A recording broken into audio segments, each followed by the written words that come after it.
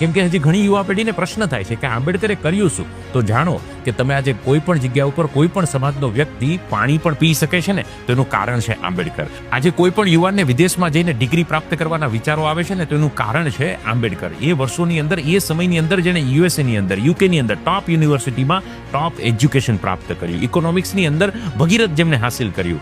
આજે કોઈ વ્યક્તિ પોતાની લડત લડી શકે છે ને એક વિશ્વાસ છે ને કે મને ન્યાય મળશે, તો આ વિશ્વાસનું કારણ છે બંધારણ, ને આ બંધારણનું કારણ છે આંબેડકર. આજે કોઈ પણ મહિલા કોઈ પણ જગ્યા ઉપર જઈને પોતાની ફરજ બજાવી શકે છે, કામ કરી શકે છે ને પોતાના પરિવારને ચલાવી શકે છે, એનું કારણ છે આંબેડકર. આજે એક દલિત પરિવારનો દીકરો પણ કલેક્ટર બની શકે છે, એનું કારણ છે આંબેડકર.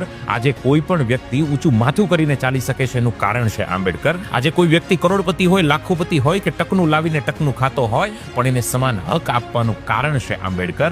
આજે મંદિરોની અંદર આપણે જઈને ઈશ્વરને પ્રાર્થના કરી શકીએ છીએ અને ઈશ્વરના દર્શન કરી શકીએ છીએ ને, એનું કારણ પણ છે આંબેડકર. પણ જે કંઈ પણ આપણને ગર્વ પ્રાપ્ત થયું છે એનું કારણ છે આંબેડકર. અને આજે એમની જયંતિ છે. વિશેષ તમારું શું માનવું છે ચોક્કસથી કોમેન્ટ કરજો, પણ આ વિડીયોને તો આપણે જરૂર શેર કરીએ યાર. એનું કારણ છે આંબેડકર.